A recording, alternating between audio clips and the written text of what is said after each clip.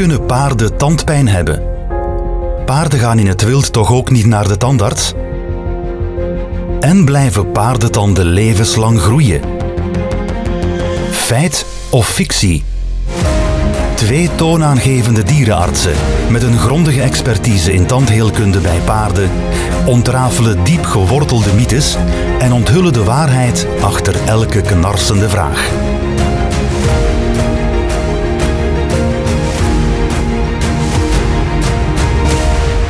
Aan de tand gevoeld.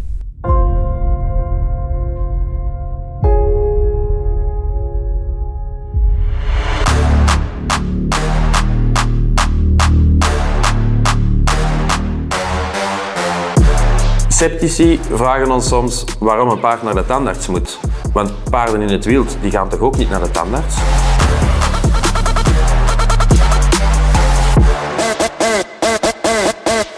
Maar in het wild is dit de tandarts. In het wild leeft een paard niet lang met tandproblemen.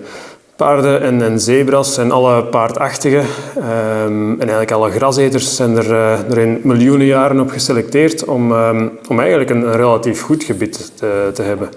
Dus in het wild is gewoon de predator, de vleeseter, dat is de tandarts. Die lost de problemen op. En dat maakt dat paarden in het wild geselecteerd worden, actief geselecteerd op een goed gebit. En een deel van de tanden, of van de tandproblemen en van de standafwijkingen zijn wel degelijk erfelijk. Dus in de natuur is er een heel groot verschil. Daar wordt actief geselecteerd. Bij ons bereden paarden niet. Wij selecteren niet actief op een goed gebit. Een ander bijkomende factor is voeding. Het eten, het gras, het hooi, voordroog, wat onze paarden eten, is niet te vergelijken met het natuurlijke voedsel van een prehistorisch paard of van een zebra.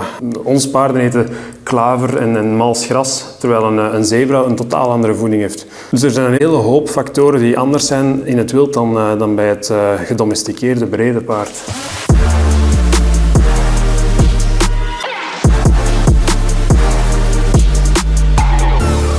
Wij doen natuurlijk ook heel andere dingen met onze paarden dan wat een paard in de natuur zou doen.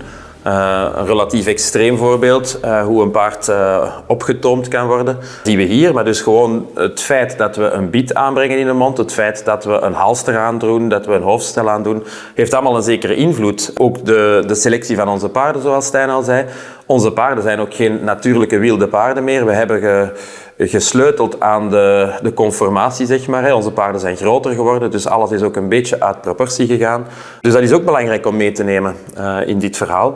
Andere heel belangrijk verschil is dat als je gaat kijken naar de gemiddelde leeftijd van een wilde zebra of een wild paard bijvoorbeeld, ja, dan kom je nog eens niet boven de 10 jaar uit, terwijl de gemiddelde leeftijd van onze paarden veel hoger ligt. Hè. Dus, we zien ook een stijgende tendens. Paarden kunnen nu relatief makkelijk 20, 25, zelfs 30 jaar oud worden. En het spreekt voor zich dat hoe ouder een dier wordt, hoe groter de kans dat hij ook in de problemen komt met bijvoorbeeld zijn gebied. Hè. Dit is het beeld van een echt extreem oud paard. En dan is het wel duidelijk dat hij niet zonder enige tandzorg verder door het leven kan. Om nog een keer aan te tonen, ook bij zebra's in het wild, zeg maar. Dit is nu een zebra uit een dierentuin. Maar je ziet dat ook deze leed aan vrij stevige tandproblematiek. Je ziet eigenlijk de spleetjes die tussen deze tanden zitten.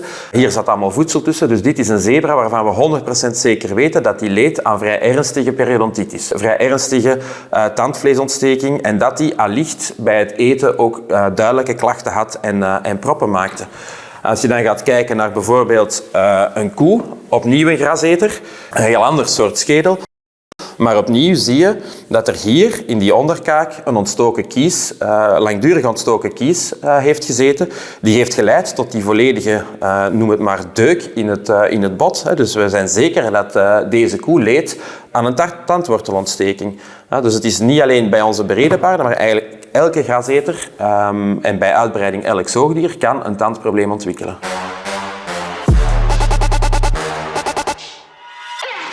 Als conclusie, ja, gelukkig dat we dierenartsen en tandartsen hebben bij ons gedomesticeerde paarden.